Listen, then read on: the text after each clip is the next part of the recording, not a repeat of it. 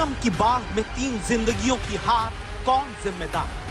दिल्ली नगर निगम के अफसर इस पर फेल हुए, दिल्ली सरकार फेल हुई। अधिकारियों से कह रहे हैं नाले साफ करो, अधिकारियों से कह रहे हैं लेबर लगाओ, नहीं तो नाले भर जाएंगे, दुर्घटना हो सकती है।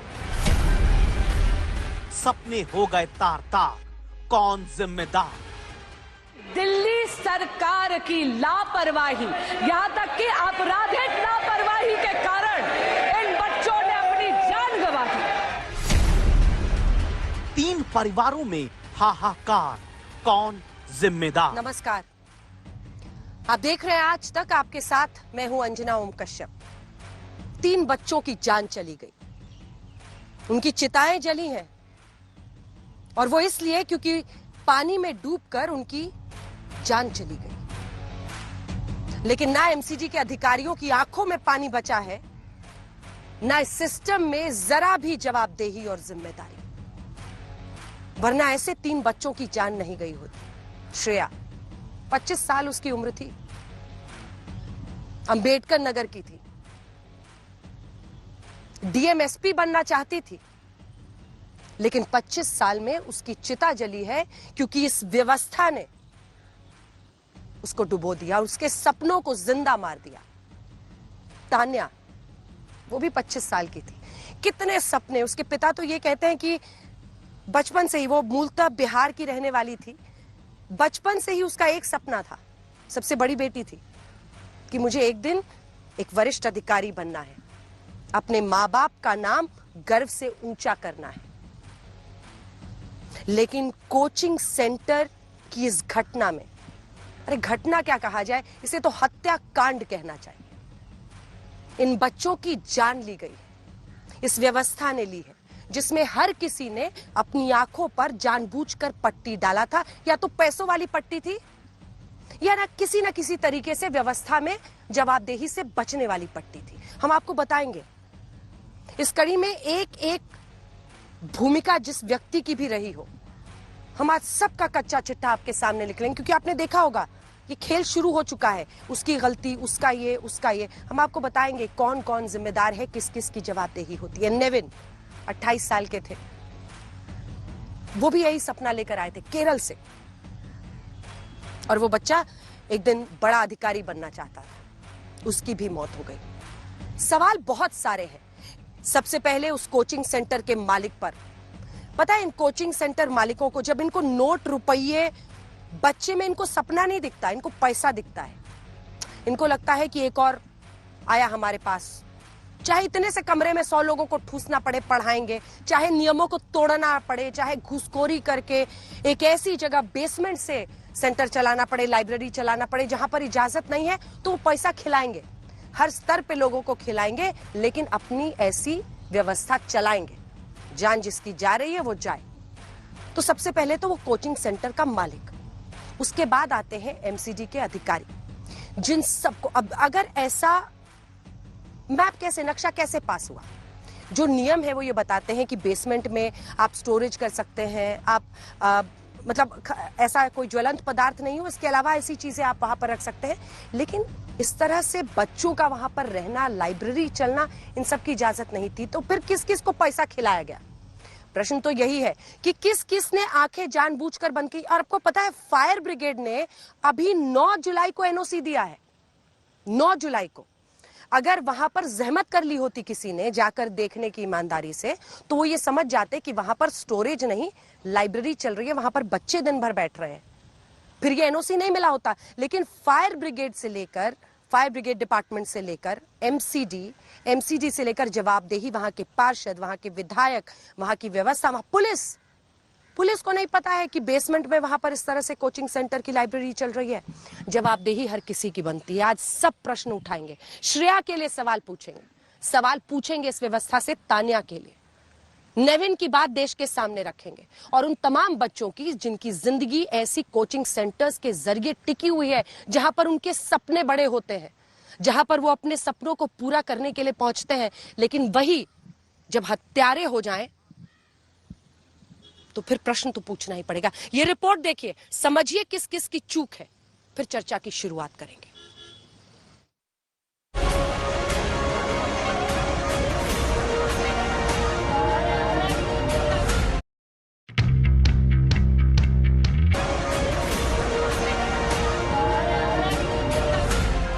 बुलडोजर चलाया गया, लेकिन तब जब 3 छात्रों की मौत हो गई। एमसीडी के अधिकारी और कर्मचारियों ने अपने काम की दुहाई दी, लेकिन तब जब 3 छात्रों की जान चली गई। एमसीडी के 2 इंजीनियर्स पर कार्रवाई हुई, लेकिन तब जब 3 छात्रों ने मौत की सैलाब में दम तोड़ दिया। अवैध रूप से चलाए जा रहे कोचिंग सेंटर्स पर कार्रवाई तो हुई, लेकिन 3 छात्रों की मौत के बाद दिल्ली की सत्ता में बैठी आम आदमी पार्टी और केंद्र में सत्तारूढ़ बीजेपी सड़कों पर उतरी, लेकिन तब जब 3 घरों की उम्मीदें काल के गाल में समा गई। दिल्ली में यूपीएससी के 3 छात्रों की मौत के बाद इस पूरे शोर शराबे का मकसद सिर्फ और सिर्फ एक, सियासत, सियासत और सियासत। बेसमेंट अवैध रूप से काम कर रहा था, कौन किसकी जिम्मेदारी है? दिल्ली सरकार, क्योंकि दिल्ली जल बोर्ड दिल्ली सरकार के अधीन है, तो दिल्ली जल बोर्ड की जिम्मेदारी थी कि जल भराव ना हो। जल भराव कैसे हुआ? तो सीधे तौर पर दिल्ली सरकार और दिल्ली नगर निगम इसके लिए उत्तरदायी है। मंत्रियों ने बार बार कहा कि डीसिल्टिंग कराइए, नाले जाम हो गए हैं, पानी भर सकता है, अभी बारिश जब शुरू होगी समस्या आ सकती है और लंबे समय से ये समस्या है। अधिकारी काम नहीं कर रहे हैं और उस पर कार्रवाई करने की जिम्मेदारी किसकी है? एलजी की है। तो मैं बीजेपी वालों से पूछना चाहता हूं कि दिल्ली के लोगों को आप सजा दे रहे हैं, उनकी जिंदगी आप नरक बनाना चाहते हैं। तमाम अधिकारियों और पूरे लाव लश्कर के साथ छात्रों से मिलने दिल्ली के उपराज्यपाल पहुंचे, लेकिन तब जब 3 घरों के सपने चकनाचूर हो गए। दिल्ली पुलिस ने मामला दर्ज किया, 7 लोगों को गिरफ्तार किया, एमसीडी के रवैये पर उंगली उठाई, लेकिन तब जब 3 छात्रों की मौत हो गई। संसद में भी सवाल उठे, लेकिन तब जब 3 जानें चली गई। 1 दशक से आम आदमी पार्टी दिल्ली में सत्ता भोग रही है, लेकिन दिल्ली वासियों के लिए कोई काम नहीं कर रही। अध्यक्ष जी, पिछले 2 सालों से नगर निगम यानी एमसीडी भी दिल्ली सरकार के नियंत्रण में है, दिल्ली जल बोर्ड दिल्ली सरकार के नियंत्रण में है, ड्रेनेज की सफाई दिल्ली जल बोर्ड के दिल्ली सरकार के नियंत्रण में है, लेकिन इन्होंने ना अपग्रेडेशन करी है, ना डिसिल्टिंग करी है नालों की। जो घटना हुई है दर्दनाक घटना है। यूपीएससी के स्टूडेंट जो तैयारी कर रहे थे, आखिरकार प्लानिंग और एनओसी देने की जिम्मेदारी तो सभी अधिकारियों की है। अध्यक्ष महोदय, जिम्मेदार कौन है? उनके खिलाफ कार्रवाई क्या हो रही है? नंबर 1। दूसरा, ये केवल एक विषय नहीं है इलीगल बिल्डिंग। हम तो यूपी से अध्यक्ष जी देख रहे हैं, जहां इलीगल बिल्डिंग बनती है वहां बुलडोजर चलता है। क्या ये सरकार बुलडोजर चलाएगी कि नहीं चलाएगी? क्या फायदा इस दिखावे की सियासत का? क्या फायदा इस सब कार्रवाई का? क्या फायदा निलंबन निष्कासन का? क्या फायदा सवालों का? क्या फायदा एक दूसरे को जिम्मेदार ठहराने का? सिस्टम का हर एक हिस्सा अपने भीतर झांक कर देखता क्यों नहीं? खुद से सवाल क्यों नहीं पूछता कि उन 3 छात्रों की मौत का जिम्मेदार कौन है? ऐसा नहीं है कि एमसीडी को पता नहीं होता कि बारिश होगी तो पानी कहां कहां भरेगा, खतरा कहां दस्तक देगा। यकीन नहीं होता तो 5 दिन पहले उसी इलाके की तस्वीर देखिए, हर तरफ पानी भरा है। डीसिल्टिंग को लेके मैंने सभी विभागों की मीटिंग पहली बार बुलाने के लिए 6 फरवरी को, सर्दियों में उसका नोटिस निकाला था 6 फरवरी को। आपको जान के हैरानी होगी, इस मीटिंग के अंदर इतने सारे आईएएस अधिकारियों को बुलाया गया, including mister Naresh Kumar. Not even 1 IAS officer turned up. इनमें से कोई भी आईएएस अधिकारी इस मीटिंग में नहीं आया। ये सीरियसनेस है। जो अधिकारी इसमें दोषी हैं उन सबके खिलाफ कार्रवाई। कैसे वो इलीगल बेसमेंट चल रहा था, कैसे उनको एनओसी मिल गई? तो इन अधिकारी को दिखाई नहीं देता, लेकिन सबको पैसे चाहिए, सबको भ्रष्टाचार करना है। तो ऐसे सब अधिकारियों के खिलाफ कानूनी कार्रवाई होनी चाहिए, इनके खिलाफ आपराधिक मुकदमे दर्ज होने चाहिए और जो बच्चे जिन्होंने अपनी जान गंवाई है उनके परिवारजनों को 1-1 करोड़ का मुआवजा दिल्ली की सरकार तुरंत दे, ये हमने मांगा।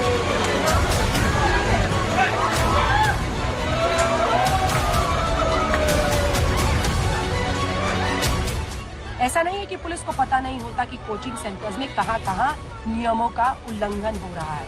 ऐसा भी नहीं कि विधायकों और पार्षदों को इस बात की जानकारी नहीं है कि इलाके के हालात क्या हैं।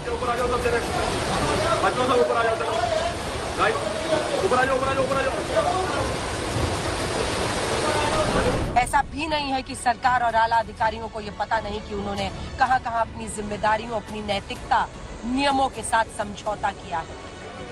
ऐसा भी नहीं है कि दिल्ली के उपराज्यपाल को पता नहीं है कि देश की राजधानी में क्या चल रहा है। जो हकीकत है वो हम भी जानते हैं, आप भी जानते हैं। भ्रष्टाचार नीचे से ऊपर तक है। सिस्टम से जुड़े हर किसी की आंखों पर नोटों की गड्डी का चश्मा लगा है, जिसकी वजह से सही और गलत में फर्क नजर नहीं आता। हाल ही में करोल बाग इलाके में बारिश के बाद करंट लगने से एक छात्र की मौत हो गई थी। फिर भी हालात ज्यों के त्यों, कुछ नहीं सुधरा। वक्त बीतेगा, हालात फिर ढाक के 3 पार।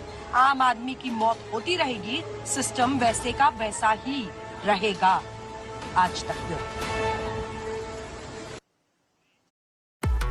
Get up to 30%. प्रवक्ता बीजेपी के जुड़ गए हैं। आलोक शर्मा जी प्रवक्ता कांग्रेस पार्टी के हमारे साथ जुड़ गए हैं। जगदीश ममगैन साहब जो कि फॉर्मर चेयरमैन है एमसीडी के, एलन राम साहब फॉर्मर डीसीपी जुड़ गए हैं, और कुलदीप कुमार एमएलए और स्पोक्स पर्सन आम आदमी पार्टी के हमारे साथ बाहर से जुड़ गए। कुलदीप जी, पहला प्रश्न मैं आप ही से पूछना चाहती हूं, क्योंकि 10 साल से आप दिल्ली की सरकार में हैं, 2 साल से एमसीडी में भी आप ही हैं। कब तक ये खेल चलता रहेगा कि अगर दिल्ली में पानी भर जाए गलती किसी और की है, दिल्ली में पानी ना पहुंचे लोगों को तो गलती किसी और की है, कहीं पर बच्चे की मौत हो जाए एमसीडी की लापरवाही से तो गलती किसी और की है, गलती किसी और की है, हमारी नहीं। ये वाला खेल कब तक चलेगा दिल्ली वालों के साथ आम आदमी पार्टी का? शायद वो हमारे तक इस वक्त पहुंचे नहीं है। बीजेपी की भी तरफ से हमारे साथ सिद्धार्थ जी हैं, और आलोक जी आपके पास भी आऊंगी। सिद्धार्थ जी, किसकी गलती है? देखिए, आप उनको जिम्मेदार ठहराएंगे, वो कह रहे हैं कि दिल्ली पुलिस आपके अधीन है, दिल्ली पुलिस को क्यों नहीं दिखा? अभी लड़ाई तो अच्छी है ना, आप लोग खेलते रहिए, बच्चों की जान गई, उनकी चिताएं जली हैं, आप लोग अपना फुटबॉल का खेल खेलते रहिए, आप उन पर दोष दीजिए, वो आप पर देंगे, और ऐसे ही सियासत चमकती रहेगी। अंजना जी, मैं मानता हूँ ये घटना दोष देने से ऊपर है, बहुत दुखद है, और ये घटना सबके लिए बहुत पीड़ादायी है। पर बात दोष देने या नहीं देने की नहीं है। 1 माह से लगातार राजेंद्र नगर के विधायक को, जो कि आम आदमी पार्टी से आते हैं, वहां के लोकल्स कह रहे थे कि हमारे ड्रेनेज में कोई पानी, जब पहली बारिश हुई थी दिल्ली के अंदर, तब से पानी ड्रेन्स में नहीं जा रहा, कोई सफाई यहाँ पर नहीं हो रही, कोई काम यहाँ पर नहीं हो पा रहा, आप इसका कुछ संज्ञान लीजिए। उस कोचिंग पर्टिकुलर सेंटर के लिए स्टूडेंट्स की बाइट्स हैं, उस पर्टिकुलर सेंटर के लिए छात्रों ने जाकर के बोला यहाँ पर पानी भरता है, यहाँ पर बेसमेंट में पढ़ाई करवाई जा रही है, यहाँ की कंडीशन ठीक नहीं है, किसी ने कोई सुध नहीं ली। 10 साल से विधायक आपके, पार्षद आपके, एमसीडी अब आपकी है, दिल्ली में सरकार आपकी है, लोग आपको वोट देने का काम कर रहे हैं, टैक्स आप वहां से कलेक्ट करते हैं, दिल्ली का जल बोर्ड आपका है, दोष देने के लिए कहां जाएं? किसको कहा जाए, आप मुझे ये बताइए। अगर आप वहां पर जाकर के सभी कोचिंग सेंटर से टैक्स लेने का काम कर रहे हैं, बिल्डिंग्स का टैक्स सारा आप कलेक्ट कर रहे हैं, परमिशन देने का काम आपका है, दोष कहां दिया जाए? क्या दिल्ली जल बोर्ड के पास ये नहीं था? और अगर आम आदमी पार्टी, मैं एक आंकड़ा आपके सामने रख दूं, 10 साल के अंदर जिस पार्टी ने 4250% का एडवर्टाइजमेंट का बजट बढ़ा दिया हो, कितना बजट सीवरेज पे बढ़ाया? और मैं अंतिम बात बोलता हूं, अगर 1 माह पहले इनके 3 बड़े नेता, और जिसमें शैली ओबरॉय एमसीडी की कमिश्नर मौजूद हैं, वो अगर प्रेस कॉन्फ्रेंस करके ये बात कह सकती हैं कि इस बार मॉनसून दिल्ली वाले एंजॉय करेंगे, हमने सारा इंतजाम कर दिया है, सब कुछ बहुत बढ़िया है, तब दोष देने की बात अब किसी और पे जाएगी, अब किसी और को जाकर के बोला जाएगा। आप वहां प्रेस कॉन्फ्रेंस करते हैं कि मॉनसून को एंजॉय करिए, 3 बच्चों की लाशें चली गई, अभी कुछ दिन पहले एक बच्चा और करंट से मिला है, दोष कहां दिया जाए? आप मुझे ये बता दीजिए। ठीक है, कुलदीप जी अब हमारे साथ जुड़ गए हैं। कुलदीप जी, आप जवाब दीजिए, उसके बाद से मैं आलोक जी के पास जाऊंगी। पानी लोगों को ना मिले, किसी और की गलती है, पानी ज्यादा हो जाए, किसी और की गलती है, नालियों की सफाई ना हो, कचरा भरे, इस तरह से बच्चों की जान चली जाए, गलती किसी और की है। 10 साल से दिल्ली सरकार में, एमसीडी में 2 साल से, ये गलती किसी और की है सिंड्रोम से आम आदमी पार्टी कब निकलेगी? कब आप अपनी जवाबदेही और जिम्मेदारी को स्वीकार करेंगे? देखिए अंजना जी, आज एक विषय बड़ा महत्वपूर्ण है कि किस प्रकार से दिल्ली के अंदर जो पूरा सिस्टम है, दिल्ली के अंदर जो अधिकारी, हम अधिकारियों की बात बार बार इसलिए करते हैं क्योंकि जो सर्विसेज का मैटर माननीय सर्वोच्च न्यायालय ने दिल्ली की सरकार को दिया था, ट्रांसफर पोस्टिंग का सर्विसेज विभाग जो दिया था, उसको आधी रात को केंद्र की सरकार ने बिल लाकर पलटने का काम किया। और उस दिन के बाद से दिल्ली के उपराज्यपाल महोदय जो हर काम का क्रेडिट लेने के लिए सामने आते हैं, और जब जो विभाग उनके अंतर्गत सीधे आते हैं वो उन पे ध्यान नहीं देते हैं, लेकिन जो विभाग नहीं आते वो वहां पर उनका काम रुकवाने का काम करते हैं। अगर एक मंत्री की मीटिंग में आप सोचिए कि एक दिल्ली के मिनिस्टर वहां बैठे हुए हैं, 4 बड़े मिनिस्टर दिल्ली के जो सारे विभाग हैं वो वहां मौजूद हैं, और उस मीटिंग में कोई सेक्रेटरी ये कह दे कि अभी हम नहीं जाएंगे विजिट पे, ऐसा पॉसिबल हो सकता है क्या? मुख्य सचिव की मैं बात करूं तो अगर मुख्य सचिव महोदय का जो रवैया है वो किसके कहने पर है? उपराज्यपाल महोदय के कहने पर है। तो दिल्ली की जनता से किस बात का बदला आज उपराज्यपाल लेने का महोदय करने का काम कर रहे हैं? आज 3 बच्चों की जान जो गई है, आखिर हम ये क्या मांग कर रहे हैं? हम मांग कर रहे हैं कि उन अधिकारियों पे, जिन अधिकारियों ने के इस पे काम करने विफल रहे, जिन्होंने लापरवाही बरती, उन अधिकारियों के ऊपर कार्रवाई हो, उसकी हम मांग कर रहे हैं। हम कह रहे हैं उस एमसीडी कमिश्नर को तुरंत प्रभाव में, तत्काल प्रभाव में सस्पेंड किया जाए, ताकि आने वाले समय एक मिसाल पैदा हो। लेकिन नहीं, उन्हें सस्पेंड नहीं किया जाएगा, बल्कि और अच्छे अच्छे विभागों से उन्हें नवाजा जाएगा। तो दिल्ली की जनता सारा कुछ देख रही है कि कैसे दिल्ली की जनता को परेशान करने के लिए षड्यंत्र उपराज्यपाल महोदय भारतीय जनता पार्टी कहने पे रचने का काम कर रहे हैं। कम से कम मैं फिर भारतीय जनता पार्टी को कह रहा हूं कि कम से कम उन बच्चों की मौत पे राजनीति मत कीजिए। एक सेकंड, मेरा सवाल भी सुनिए। मैं समझ गई, मुख्य सचिव की गलती है, मुख्य सचिव की गलती है, एलजी की गलती है। ये जब आप लोग एमसीडी का चुनाव लड़ रहे थे तो आपने उसमें लिखा था नीचे में कंडीशन अप्लाई। आप बताते ना कि हम एमसीडी में तो आप हमें जिता देंगे, लेकिन हम कुछ नहीं कर पाएंगे क्योंकि एलजी साहब कुछ और करेंगे, मुख्य सचिव हमारी बात सुनेंगे नहीं, फला की गलती होगी, चिला की बदमाशी होगी। आपने लिखा था उसमें चुनाव में, जब जनता ने आपके लिए वोट दिया आपने लिखा था। देखिए, आपने कहा लिखने की बात, क्या किसी को उस समय पता था कि उपराज्यपाल महोदय नॉमिनेट काउंसलरों को भाजपा के कार्यकर्ताओं को नॉमिनेट कर देंगे, और नॉमिनेट करने के बाद वो मामला सुप्रीम कोर्ट चला जाएगा, और उसके बाद तक 1.5 साल तक स्टैंडिंग कमेटी रुकी रहेगी? क्या किसी को इस बात का अंदेशा था?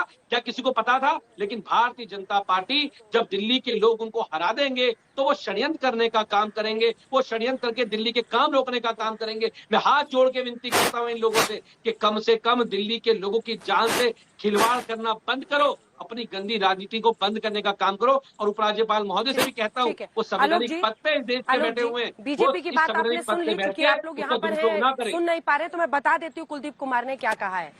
कुलदीप कुमार जी ये कह रहे हैं कि मुख्य सचिव उनकी बात सुनते नहीं, एलजी साजिश रच रहे हैं दिल्ली की सरकार के खिलाफ, और इसीलिए इस तरह की घटना घटी है। वो हाथ जोड़ के इनसे कह रहे हैं कि आप ये सब बंद कीजिए। आप बताइए, कांग्रेस पार्टी हालांकि एक वक्त पर आप लोग भी यहाँ पर सरकार में थे एमसीडी में, लेकिन और यहाँ पर और गठबंधन के आपके साथी अभी आम आदमी पार्टी है या नहीं है? मतलब उसी हिसाब से आप नाप लीजिएगा कितना बोलना है, नहीं बोलना है, किसके खिलाफ बोलना है, लेकिन बोलिएगा जरूर, पूछिएगा जरूर। और आपकी नजर में किसकी गलती दिख रही है? अंजना जी, मैं हमेशा माइक ले लीजिए सर। मैं हमेशा जो चीज जनता के हित में है वो बोलने का ही प्रयास करता हूँ। मैं सिस्टम को दोषी नहीं ठहराता हूँ। मैं कहता हूँ कि आम आदमी पार्टी और बीजेपी दोनों दोषी हैं, और दोनों बराबर के दोषी हैं।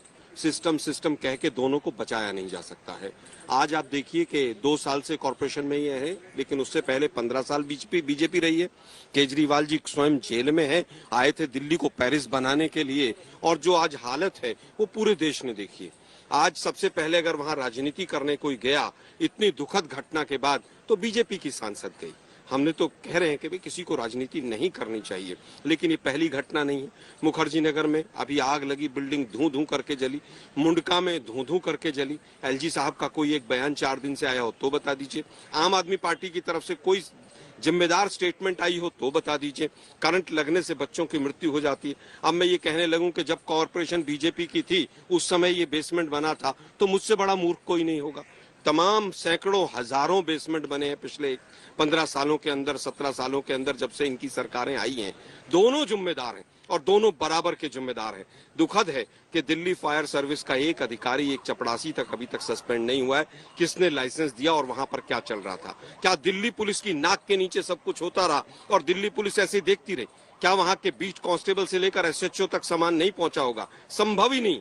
राजेंद्र नगर जैसी कीमती जगह में बेसमेंट बड़े बड़े बन जाएं और एसएचओ को पैसा ना जाए या दिल्ली पुलिस को पैसा ना जाए, ये कौन मान सकता है? पूरा का पूरा सिस्टम जो है, जिस तरह से पुलिस है, कॉर्पोरेशन है, फायर सर्विस है, ये तीनों के तीनों जिम्मेदार हैं और ये नजीर बनना चाहिए। आज कोई पार्टी कितनी कम जिम्मेदार है, ज्यादा जिम्मेदार है, वो नहीं होना चाहिए। आज 3 बच्चों की जान गई है, वो इम्पोर्टेंट है और मेरा ये मानना है कि अभी तक नजीर नहीं बनी है, नजीर बननी चाहिए। और वो जो बुलडोजर बाबाजी वाला ये डबल इंजन की सरकार वाले लेके घूमते थे, 1-2 अधिकारियों के यहाँ पर बुलडोजर चला दीजिए। आपकी वो बुलडोजर अब ठीक कार्रवाई लग रही है आपको? नहीं, मैं समझता हूँ कि जिसको ठीक लगती थी वो अब यहाँ करके दिखाए ना। अब आपने सेवानिवृत्त हो चुके हैं ना, तो थोड़ी सी आज ईमानदारी दिखाइएगा। मैं हमेशा ईमानदारी दिखाता हूँ। कौन कौन पैसा लेता है? ये जो हफ्ता चलता है, मतलब अगर बेसमेंट में बिना इजाजत के चल रहा है, फायर ब्रिगेड वाला भी 9 जुलाई को पैसे लेकर या जिस भी वजह से एनओसी देता है, थोड़ी सी ईमानदारी दिखाइएगा। किस किस को पैसा पहुंचता है? हफ्ता चलता है कि महीना चलता है कि साल का चलता है कि एक टाइम का डील होता है साल के लिए? थोड़ा बताइएगा जरा। देखिए, जब मैं चेयरमैन था तो लगभग 300 बिल्डिंग इस एरिया की ऐसी हैं जिनको जो इलीगल थी, जिसमें ये अल्ट्रेशन हुए थे और जिसको सील करना चाहिए थे, डिमोलिशन करना चाहिए था। हमने बड़े 16 मेजर को तो शुरू किया, लेकिन बाकी सबको बचाने के लिए इरिस्पेक्टिव ऑफ पार्टी, चाहे वो दिल्ली सरकार हो, कांग्रेस के हो और चाहे बीजेपी के हो, सब बचाने में लग गए। राजेंद्र नगर के सारे एरिया में अगर आप देखोगे 17-18 में भी वो थड़े तोड़ने की कार्रवाई शुरू हुई। कौन लगता है, किस तरह का व्यक्ति लगता है? एक सेकंड, पार्षद, विधायक, सांसद, नेता, मंत्री? नेता। पार्षदों की तो कोई वैल्यू नहीं है। बिल्डिंग डिपार्टमेंट पार्षद और विधायक को तो कभी एंटरटेन ही नहीं करता। तो नेता क्या चीज है? मतलब नेता विधायक मतलब या सांसद या मंत्री? जैसे कॉर्पोरेशन में आप मेयर कह सकते हो, स्टैंडिंग कमेटी चेयरमैन कह सकते हो, लीडर ऑफ ऑपोजिशन कह सकते हो, दिल्ली सरकार के मंत्री कह सकते हो। और मैं पार्टी के आरोप प्रत्यारोप से बात नहीं करना चाहता, लेकिन मैं आपको इसमें एक और बात बता रहा हूँ। आज मैंने देखा कि कल वो लोग अरेस्ट हुए जो मकान मालिक और उसका संचालक है, और सीधा जुडिशियल कस्टडी चले गए। पुलिस ने रिमांड तक नहीं मांगा। रिमांड मांगते ना, पूछते ना भैया किस किस को पैसा देते हो। लोकल थाना पैसा न ले, ये हो ही नहीं सकता। सही कह रहे हैं वो। लोकल एमसीडी का बिल्डिंग डिपार्टमेंट पैसा न ले, ये हो ही नहीं सकता। कौन कौन से स्तर के अधिकारी लेते हैं, यही तो मैं पूछ रही हूँ, आप बता नहीं रहे। अंजना जी, बात ये होती है कि ये तो कंफर्ट जोन की बात है। अगर बीट कांस्टेबल पर एसएचओ का कंफर्ट है, काम निपट गया तो वही कर लिया। नहीं, बीट कांस्टेबल के माध्यम से पहुंचता है। और वो जो एमसीडी में जो है बिल्डिंग डिपार्टमेंट ने वो बिलदार से रखे हुए हैं जो एग्जिस्ट करते हैं कि नहीं करते हैं, वो जो है कलेक्शन करते हैं। और ये जेई वगैरह का क्या रोल जेई से ही आगे ऊपर तक बढ़ता है। जेई से बढ़ता है, जेई से बढ़ता है और डीसी तक तो बढ़ता ही बढ़ता है। अब कमिश्नर देता है, मैं बताता हूँ। जेई सिस्टम ये है इनका, जो मैंने महसूस किया कि जेई के पास सारा कलेक्शन जाता है, ठीक है, और जेई से डिस्ट्रीब्यूट होता है, चाहे वो इलेक्टेड मेंबर को हो, चाहे वो एसी को हो, चाहे एक्शन को हो, चाहे एसई को हो, चाहे डीसी को। ये तो चैनल है ही। कुछ मामलों में सवाल आपसे पूछ रही हूँ, जब आप इस व्यवस्था में घुसे और आप ये कह रहे हैं कि आप ईमानदार हैं, ये जेई सब जो पूरा रैकेट चला, ईमानदार हूँ। आप जो समझ रहे हैं वो समझ लें, लेकिन मैं ईमानदारी से बात कर रहा हूँ। मैं सवाल पूछ रही हूँ। तो ये जो रैकेट आप कह रहे हैं कि जेई का चलता है, कोई अधिकारी आके कुछ कर सकता है व्यवस्था को, या बहुत अंदर सीप रहता है? कोई व्यवस्था, अगर अधिकारी आता भी है तो वो मतलब कुछ कर नहीं पाता, इतना स्ट्रॉन्ग इनका रैकेट रहता है, अंदर अंदर चलता रहता है। मैं इसमें आपको एक उदाहरण देता हूँ। 2011 में 31 दिसंबर 2011 को पहली बार 183 जेईस की और सारे बिल्डिंग डिपार्टमेंट के लोगों की ट्रांसफर हुई। हमने एक पॉलिसी बनाई कि कोई भी चार्जशीटेड एक जेई पर 35 केस थे, सीबीआई के, एंटी करप्शन के, उसके दिल्ली पुलिस के और डिपार्टमेंटल। जेई से लेकर एक्शन तक किसी के पास 35 है, किसी पर 30 है, 5,500 केसेस थे और वो बिल्डिंग डिपार्टमेंट में एंजॉय कर रहे थे। तो हमने ये माना कि पब्लिक वर्किंग में कोई ऐसा आदमी नहीं होना चाहिए जो चार्जशीटेड है। जब वही चार्जशीटेड बैठा होगा तो वो भरोसा कैसे देगा कस्टमर को या जनता को? तो सारे हटाए। उस समय मर्जी के बगैर जेई पैसे, मैं बता रहा हूँ, मेहरा जी कमिश्नर थे। वो कह रहे हैं कॉर्पोरेटर्स की मर्जी के हाँ, बिल्डिंग डिपार्टमेंट कॉर्पोरेटर को कोई घास नहीं डालता। ये छोड़ो आपको पता, आप अगर देखो या तो नहीं, मैंने क्या बोला, जेई बिल्डिंग कॉर्पोरेटर को भी देता है, एमएलए को भी देता है। वो पहले कह चुका हूँ मैं, सबको देता है नीचे से ऊपर तक। लेकिन कॉर्पोरेटर का कंट्रोल जेई बिल्डिंग पे कोई नहीं होता। जेई बिल्डिंग सीधा डीसी और कमिश्नर के अंतर्गत। तो इसमें ये है। ठीक, अब आ रही हूँ सर, रुकिए, बड़ी खबर है इस वक्त, बता दूं जरा दर्शकों को। न्यायिक हिरासत में भेज दिया गया है जो ये आरोपी है, कोचिंग सेंटर हादसे के आरोपियों को न्यायिक हिरासत में पांचों आरोपियों को 14 दिन की न्यायिक हिरासत में भेज दिया गया है। अब राव साहब सेवानिवृत्त हो गए, तो इनसे भी उम्मीद करती हूँ कि कुछ सच्चाई के साथ यहाँ पर बात बताएंगे। आप बताइए, पुलिस वाले कितना खाते हैं इसमें? हफ्ता लगता है, महीना लगता है, वन टाइम डील होता है? कितना खाते हैं और कब कब खाते हैं ये बात तो आगे की बात है, बट मैं एक सिस्टम की बात बता देता हूँ कि जो ऐसी इलीगल कंस्ट्रक्शन के बारे में कुछ पता लगता है बीट ऑफिसर को या एसएचओ लेवल पे या किसी डिवीजन ऑफिसर को, तो वो एक रिपोर्ट बनाकर एमसीडी में जरूर भेज देता है। वो ये कहता है कि यहाँ पर इलीगल कंस्ट्रक्शन है, हो रही है, फिर भी अगर वो खाते हैं तो फिर उनकी अपनी ईमानदारी और उसकी बेईमानी की बात है। इस पर मैं किसी का पर्टिकुलर में नहीं कह सकता, लेकिन हाँ ऐसे जो ओपनली ब्लेटेंट दिख रहा है कि बेसमेंट के अंदर कोचिंग सेंटर चलाया जा रहा है, ये तो बिल्कुल साफ नजर आ रहा है। और बीट ऑफिसर वहां का एरिया का घूमता है, तो एक नहीं यही नहीं है, यहाँ तो दुर्भाग्यपूर्ण घटना हो गई है। ऐसे और भी बहुत से बेसमेंट्स हैं जिनको देखना चाहिए और देखकर उनको बंद कराने के लिए खाली लिखने से काम नहीं चला, बंद कराने की बात करनी चाहिए। जो भी डिपार्टमेंट है, एमसीडी खासतौर से इसमें जिम्मेवार है, और जो एमबीआर साहब ने बड़ी ईमानदारी से सब बातें बताई हैं, तो ये सबको मिलकर ये देखना है कि किसी की जान चली गई। ईमानदारी से मैं बिल्कुल ईमानदारी से बता रहा हूँ। मैं आपको ये बता देता हूँ, आप एक चेन बता दीजिए कहाँ से निकलता है, कहाँ तक पहुँचता है? देखिए चेन का जहाँ तक सिस्टम है, मेरे टाइम में मैं ऐसे इस डिपार्टमेंट में ऐसे रहा नहीं, लेकिन जो आम बातें पता लगती हैं वो बीट कांस्टेबल से शुरू होता है और वहां तक जाता है। कितना क्या क्या जाता है वो अलग अलग बात है, लेकिन हाँ वो अपनी स्किन जो पोस्टिंग वाला कितना लगता है? बिल्कुल पोस्टिंग कितना लग रहा है आजकल? हर जगह हर पुलिस स्टेशन की पोस्टिंग का कोई ऐसा कोई रेट फिक्स कहीं नहीं है, लेकिन हाँ कुछ ऊपर नीचे होता है, कुछ न कुछ होता रहता है। ऊपर नीचे रेट की बात नहीं कर सकता, लेकिन डेफिनेटली कहीं ना कहीं मलाईदार और बिना मलाईदार बातें तो होती हैं, इसमें कोई बात नहीं है। लेकिन मैं किसी का रेट फिक्स करने के लिए मैं नहीं आया हूँ, मैं आपको एक सिस्टम की बात बताने आया हूँ और वो सिस्टम यही है। करना है, आपको बताना है। देखिए जिनके परिवार में आप सोचिए ना, 25 साल की श्रेया थी, 25 साल की तानिया, 28 साल की उन बच्चों के साथ। अगर ये पैसों की लालच नहीं होती कुछ लोगों को, तो जिंदा होते ना साहब, डेफिनेटली होते। इसमें तो ये नहीं है कि मैं आपको रेट फिक्स करने कह रही हूँ, मैं तो कह रही हूँ बताइए देश के सामने। जो आदमी इसमें गुनाहगार इन्वेस्टिगेशन में जो जिन का रोल आएगा, डेफिनेटली उनके खिलाफ एक्शन होना चाहिए। मैं किसी को बचाने की बात नहीं कर रहा, चाहे वो पुलिस है चाहे कोई भी है, इसमें दो राय नहीं है कोई। अभी मुंडका के अंदर इतना बड़ा अग्निकांड हुआ, क्या एक पुलिस वाला एक सस्पेंड हुआ? क्या कॉर्पोरेशन वाला एक सस्पेंड हुआ? क्या फायर सर्विस वाला कोई एक व्यक्ति सस्पेंड हुआ? आप कह रहे हैं कि सिस्टम है, ये है, वो है, सबको पता है, ओपनली पता है कि कांस्टेबल आता है, कांस्टेबल आके बीट कांस्टेबल देख के चला जाता, फिर जो कंसर्न एसआई होता है वो अपना संज्ञान लेता, फिर एसएचओ लेता और ऊपर तक सब कुछ होता। क्या एसीपी और डीसीपी नहीं लेते? क्या सच्चाई नहीं है ये? अगर एसीपी और डीसीपी ना ले तो एसएचओ की हिम्मत है कि पैसे खा जाएगा।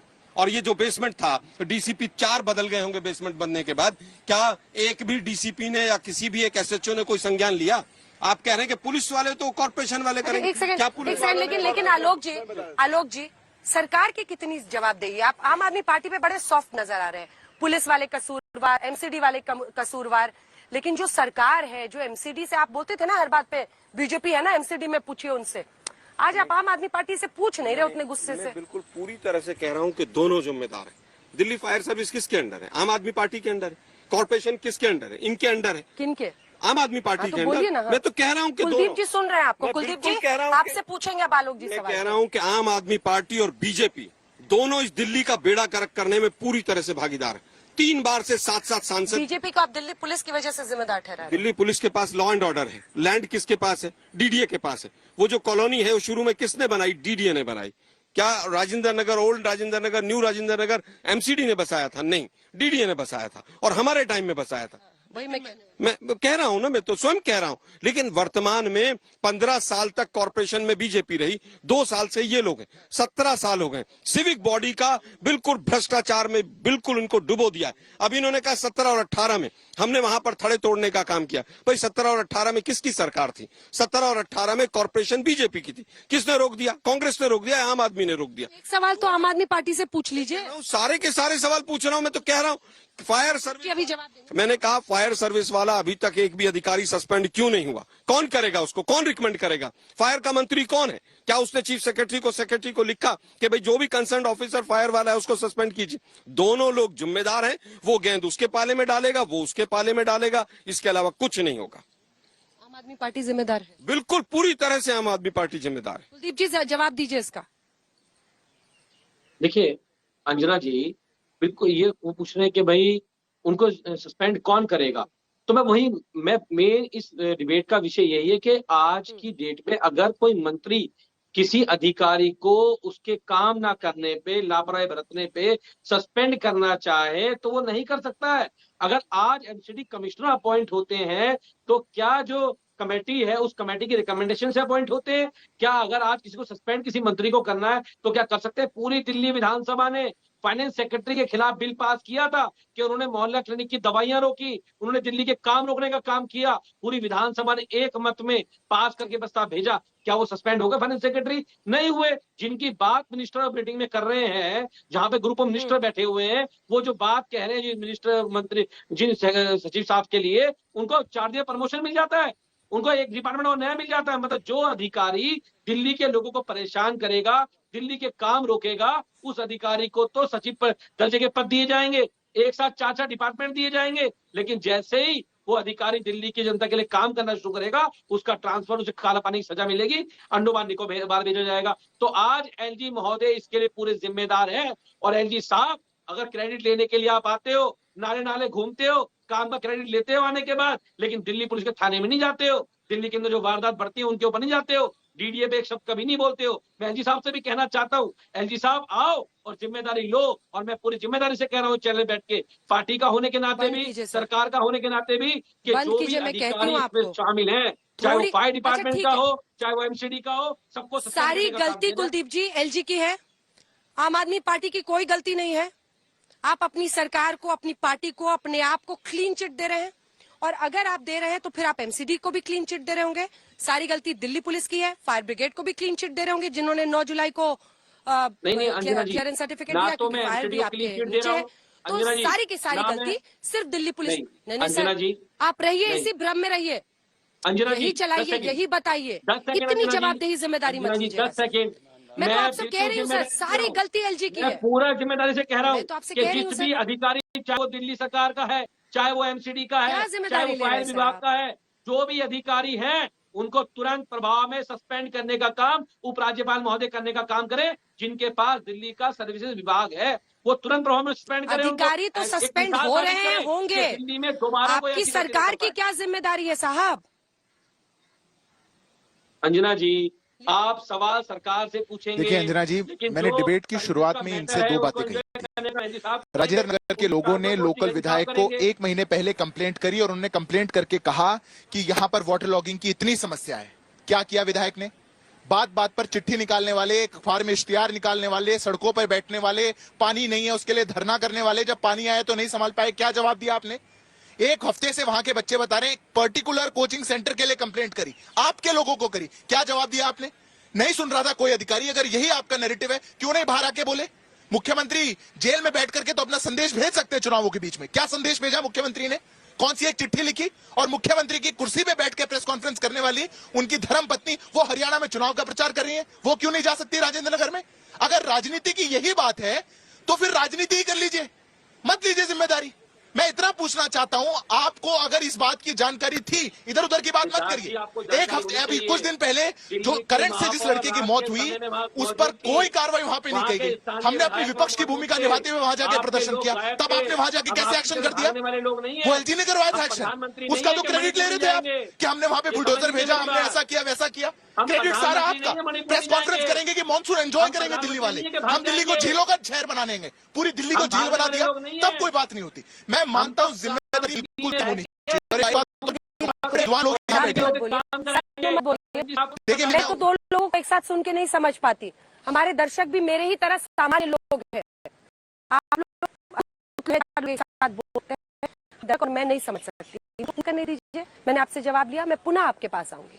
कम से कम बहस कर, उन परिवार वालों की ही सोच लीजिए जो सोच रहे होंगे कि शायद कुछ अच्छा प्रश्न और जवाब आएंगे आज हमारे लिए, न्याय के लिए। प्लीज बारी बारी से बोले, पूरी कीजिए आप अपनी बात। और खाली पॉलिटिक्स ही आप भी डिस्कस करेंगे? नहीं, बिल्कुल पॉलिटिक्स दिल्ली पुलिस कौन देखेगा? मैं इसी का जवाब देता हूँ। दिल्ली पुलिस का जवाब दीजिए, आप स्पेसिफिक जवाब दीजिए। मैं बिल्कुल स्पेसिफिक जवाब देता हूँ। दूसरी बात अंजना जी, मेरे को पता नहीं था कि वो बोल रहे हैं, नहीं तो मैं चुप हो जाता, क्योंकि ये विषय बहसबाजी है, एक दूसरे के ऊपर बोलने का नहीं है। पर एक बात बड़ी विद्वान लोगों ने कही और कहा गया, एसीपी, डीसीपी, कमिश्नर सब यहाँ पे डिस्कस किए गए।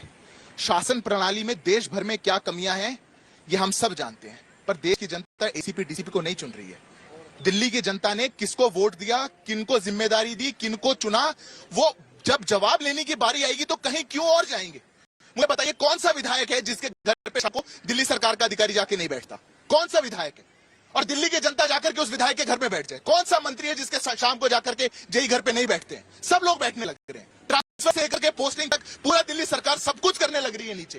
कौन सा दिल्ली का विधायक है, कौन सा दिल्ली का मंत्री है जिसको कमीशन कट नहीं पहुंच रहा? सवाल पूछने पे आएंगे तो क्यों गड़बड़ होती है। रही बात दिल्ली पुलिस की, आपने बिल्कुल पूछा, दिल्ली पुलिस न किसी कॉम्प्लेक्स को सील कर सकती है और permission from MCD, from the house department, ना ही जाकर अपार्ट फ्रॉम कंप्लेनिंग उस पर कोई एक्शन ले सकती है। अब दिल्ली पुलिस की आपको सवाल पूछना है तो दिल्ली पुलिस की प्रणाली और दिल्ली जल बोर्ड की प्रणाली को भी कंपेयर कर लीजिए। पर बात यह नहीं है कि दिल्ली पुलिस ने ऐसा क्यों किया।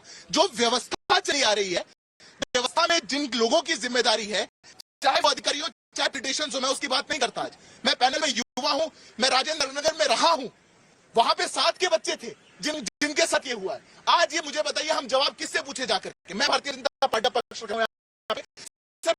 मैं दूंगा। हम एक हफ्ते पहले जो करंट से मरा उसके लिए जाके प्रदर्शन भी किया था, तब जाके क्यों ये क्रेडिट लेने का काम कर रहे थे? देखिए हमने एक्शन किया, देखिए हमने एक्शन किया। हमने तो नहीं कहा था शैली ओबरॉय को जाकर के प्रेस कॉन्फ्रेंस करने को कि मॉनसून को एंजॉय करिए। हमने कहा था जब आप ये कह सकते हैं कि हमने डीसिल्टिंग कर दी है, हमने पूरे दिल्ली की ड्रेन्स को साफ कर दिया है, इस बार मॉनसून एंजॉयबल होगा। अगर 3 बच्चों की मौत एंजॉयबल है तो ये नहीं चाहिए, शैली ओबरॉय को इस्तीफा देना चाहिए। इसके अलावा कुछ नहीं हो सकता। कुलदीप जी इस पे जवाब दीजिए आप। नहीं, एक सेकंड, कुलदीप जी जवाब दीजिए। मॉनसून को एंजॉयबल बता रही थी वो दिल्ली के लिए, इस पर प्रश्न जवाब दीजिए जरा। अंजना जी देखिए, मैं फिर कह रहा हूँ ये समय राजनीति करने का नहीं है और भारतीय जनता पार्टी मौके तलाश रही है दिल्ली में राजनीति करने के। जैसे प्रश्न पूछा दिल्ली पुलिस से, ये दिल्ली पुलिस के प्रवक्ता बन जाते हैं। आपसे एक सवाल पूछते हैं, आप हमें ज्ञान देने लगते हैं। प्रवक्ता बन जाते हैं कुलदीप जी, ये एलसा के प्रवक्ता। एक सवाल पूछ रही हैं आप, इस पे जवाब दीजिए ना। मैंने दिल्ली पुलिस पर सवाल पूछा, अधिकारियों पे पूछा, उन्होंने जवाब दिया। मैं आपसे सीधा प्रश्न कर रही हूँ कि अगर दिल्ली की मेयर ये कहती है कि अब मॉनसून को आप दिल्ली में एंजॉय कीजिए और फिर ये घटना घटती है, अंजना तो ये आपकी परिभाषा में मनोरंजन है, क्या है? अंजना जी और ये मेयर साहिबा किस अधिकार से ये प्रेस कॉन्फ्रेंस करके बोलती है? इस पर एक जवाब आना चाहिए। जब भी मानसून आता है या कोई भी काम दिल्ली मेयर करेंगी या दिल्ली सरकार करेगी, निश्चित रूप से वो दिल्ली वालों के लिए उसमें आगे बढ़ेंगी और अधिकारियों को आदेश देंगी। अब अधिकारियों को अगर ये बात लग जाए कि नहीं, अगर मेयर ने मानसून एंजॉय करने के लिए कहा है, वो बात एलजी साहब को ठीक ना लगे तो एलजी साहब आदेश दे देंगे अधिकारियों को, मेयर की बात को मत मानिएगा, मेयर महोदय ने एंजॉय करने के लिए कहा है मानसून को। ये आप ये कहना चाहती हैं?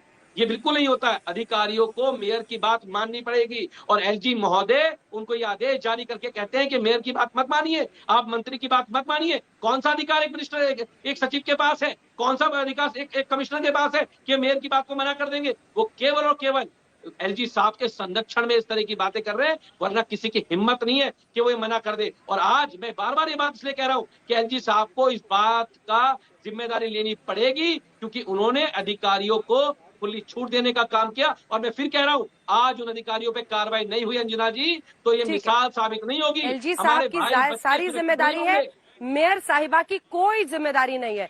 आपका जवाब हमारी जनता समझ गई है, आपकी जनता हमारी जो देख रही है इसको जवाब अधिकारियों पे कार्रवाई नहीं हुई, वापस आते हुए मिसाल साबित नहीं होगी। एलजी साहब को भी सोचना पड़ेगा कि अगर वो मिसाल पेश करना चाहते हैं, वो हमारे घर के बच्चे हैं, हमारे परिवार के बच्चे हैं, हमारे साथी हैं। अगर आज ऐसे लोगों पे कार्रवाई नहीं होगी तो ऐसे बच्चों को सुरक्षित माहौल नहीं मिल पाएगा। एलजी साहब के पास हम किसी को बचाने नहीं बैठे कि मैं फायर डिपार्टमेंट को बचाने के लिए बैठा हूं, मैं यहाँ पे अपनी सरकार को बचाने के लिए बैठा हूं, नहीं। हम फिर कह रहे हैं अच्छा, आप एलजी को टारगेट कीजिए, ये मेयर को टारगेट कर ही रहे। खेलते रहिए आप लोग, खेलते रहिए, तमाशा करते रहिए। आपके पास मैं वापस आ रही हूँ। सवाल यह है कि अभी भी अब ये ऐसा तो है नहीं कि खाली यूपीएससी के ही कोचिंग सेंटर्स चल रहे हैं, छोटे छोटे स्कूल कॉलेज चलते हैं ऐसी जगहों से जहां पर बेसमेंट में क्लासेस चल रहा है, सीढ़ियां टेढ़ी मेढ़ी हैं, बच्चे उसी में जाकर पढ़ाई कर रहे हैं।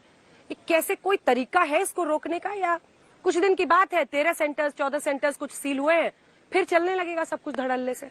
ये बिल्कुल आप ठीक कह रही हैं। पिछली बार गुरु तेग बहादुर नगर में हुआ, बहुत उस समय एक्टिविटीज हुई, पिछले सितंबर में बाढ़ दिल्ली में आ गई, 220 mm से ज्यादा पानी आ गया। उस दौरान भी ये हुआ कि पानी भर गया, इसके लिए वो करेंगे। हर एक, चाहे वो डीडीए हो, चाहे एलजी हो, चाहे दिल्ली गवर्नमेंट हो, चाहे एमसीडी हो, सबने बातें कही। और 9 महीने 10 महीने में क्या हुआ, देखिए अगर कुछ किया है तो पब्लिक डोमेन में आना चाहिए।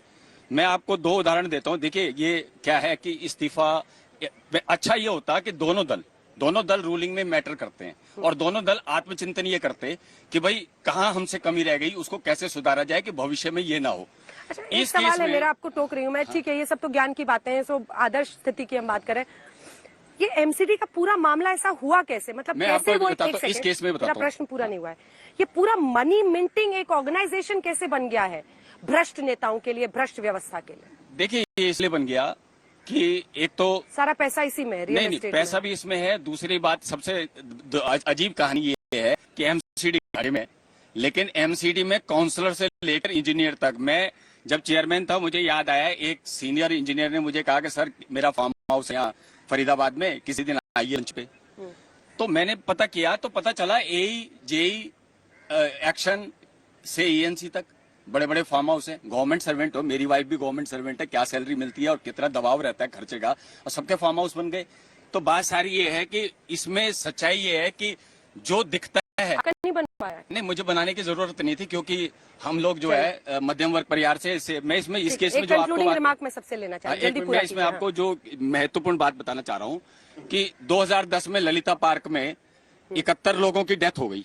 जल्दी हमने कोशिश करके दिल्ली कॉर्पोरेशन पे लगाए, दिल्ली कॉर्पोरेशन दिल्ली सरकार पे लगाए, तो कोशिश करके 5 एमसीडी के जेई वेई एक्शन किया, उनके खिलाफ सस्पेंशन करी। मैं हट गया, 8 साल जांच चली और जांच चलने के बाद सजा क्या हुई पता है? जो जेई था उस समय वो रिटायर हो चुका था, उसको 21,000 रुपए फाइन लगा के 71 लोगों को श्रद्धांजलि दे दी। क्या बात है जी, 71 लोगों की श्रद्धांजलि 21,000 रुपए में। देखिए जैसा मैं एक लाइन एमसीडी पे बहुत ज्यादा कमेंट नहीं करूंगा, बट बिल्डिंग डिपार्टमेंट उनका बहुत काफी लुक्रेटिव डिपार्टमेंट समझा जाता है और यहाँ की पोस्टिंग के लिए काफी कुछ है, ये सुनने में आता है। जहाँ तक दिल्ली पुलिस की बात है, मैं आपको दोबारा एक बता दूं, इन्वेस्टिगेशन इस केस में चल रही है और ऐसे ही पुराने केसेज में भी इन्वेस्टिगेशन चली। जो जिम्मेवार इसमें निकला, जो भी आदमी, उसके खिलाफ क्रिमिनल एक्शन और दूसरा डिपार्टमेंटल एक्शन सब कुछ हुआ है और होता रहेगा। आलोक जी जल्दी एक उत्तर प्रदेश में सैकड़ों लोग मर गए, एक पुलिस वाले पे गाज नहीं गिरी। मैं जानता हूं कि जिस तरह से जांच चल रही है, किस तरह से लीपापोती होगी। 10 घटनाएं पिछले 2-3-4 साल के अंदर सब मीडिया पर चली हैं। क्या एक भी व्यक्ति के ऊपर किसी तरह का एक्शन हुआ? एक लाइन से। अंजना जी, जब एमसीडी हमारे पास थी तो लड़ाई थी दिल्ली सरकार वर्सेस एमसीडी। आज सब कुछ उनके पास चला गया तो लड़ाई बदल गई एलजी के साथ। ये सिर्फ राजनीति है और कुछ नहीं। अगर ये नहीं होती तो जब ये सरकार में थे और हमारी एमसीडी थी तो एमसीडी के स्कूलों में जाया करते थे। आज क्यों नहीं जाते? कौन रोक रहा है आपको वहां जाने के लिए, वहां जाके वीडियो बना के दिखाने के लिए? हमेशा आप यही कहते हैं बस की गलती किसी और की है, कोई भी जवाबदेही नहीं। अंजना जी 15 साल में इन्होंने मानते हैं कि नहीं मानते हैं? अंजना जी 15 साल में इन्होंने एमसीडी को भ्रष्टाचार का अड्डा बना दिया और उसके अड्डा बनाने के बाद 71 लोगों की जो मौत 2010 में हुई, तो भाजपा की सरकार 2 साल से वहाँ पर हाथ सेक रहे हैं, तभी तो आप भी उसको रोक नहीं पाए हैं। वरना अभी 9 जुलाई को साहब, नहीं, अभी 9 जुलाई को फायर ब्रिगेड डिपार्टमेंट ने एनओसी दिया है। अब ये 9 जुलाई के लिए आप बीजेपी को नहीं जिम्मेदार ठहरा सकते हैं, उसके लिए थोड़ी सी तो रिस्पॉन्सिबिलिटी, इतनी सी सही आपको लेनी पड़ेगी। अगर भ्रष्टाचार का अड्डा बना भी, दशकों से बना, कौन जिम्मेदार, वो सब बातें हो सकती हैं, लेकिन सवाल ये है कि आप सरकार है साहब, एमसीडी में भी, दिल्ली में भी। देश दुनिया की बाकी खबरों के लिए आप देखते रहिए आज तक।